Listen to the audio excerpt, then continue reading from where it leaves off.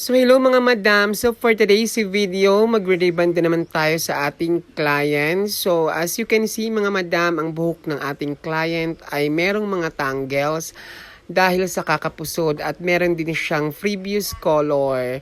So kapag ganitong mga sitwasyon mga madam, medyo risky na ayusin natin ang buhok ni client. Pero syempre gagawa natin ng paraan kung paano natin mapapaganda ang kanyang.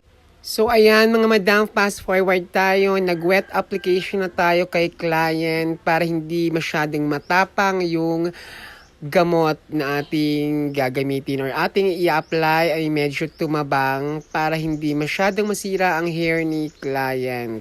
So ayan, sinusuklay natin ang kanyang hair para ma-spread natin lahat ng gamot. At syempre, para makita na rin natin kung ang hair ni client ay nagre-react ba sa gamot na ating inilagay o hindi. So kung magre-react ang buhok ng ating client habang ina-apply natin, ay pwede natin ito.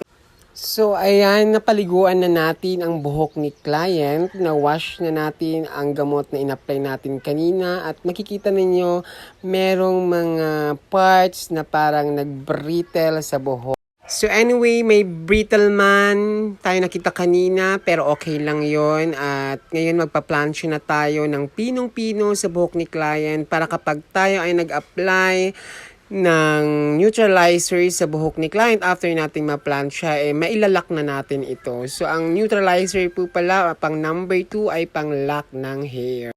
So ayan mga madam, tapos na tayong mag-reband sa ating client. So as you can see, wala na ang brittleness ng kanyang hair at ang buhok ng ating client ay shiny and smooth na dahil na-reband na natin ng maayos. So sa lahat na magtatanong kung paano ko ginawa ang reband na ito, so pwede kayong mag-comment down siya at pa-share na link ng aking pa-share and like na rin ng aking YouTube channel. Sana lahat ay may natutunan.